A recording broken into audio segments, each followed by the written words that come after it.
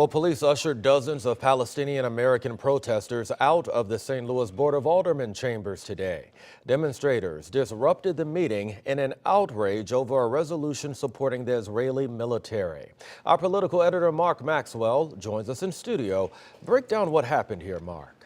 Brent, when Palestinian Americans living in St. Louis heard their city leaders could send a message to Congress or the president about that war raging in their home country, they showed up in droves to make their voices heard. This is the room where aldermen typically consider mundane policies about speed bumps, zoning, or housing. 33 puts in more stringent. But on this day, and it's a conversation that nobody wants to talk about. One of the world's most protracted conflicts boiled over at City Hall.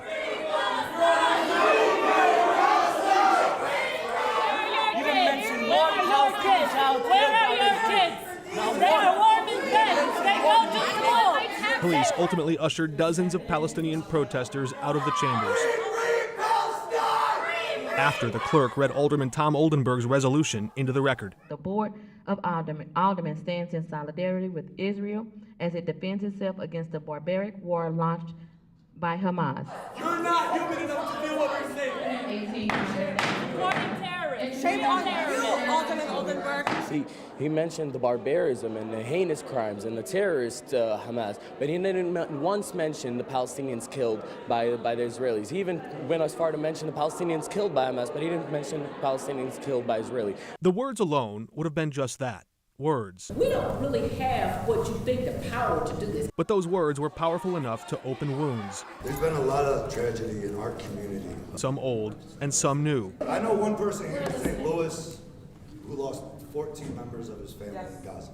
After tempers flared, Oldenburg apologized, saying he regrets the pain and tension his resolution caused. And we want you to speak. 7 of the 14 members of the board stayed behind to hear them out. This is the first alderman meeting I've ever been to. Omar Badran urged city officials to call on Congress and the president to support a ceasefire. If you don't have the moral conviction and courage to stand up in a situation like this, then I think you don't even really deserve a position in any elected office.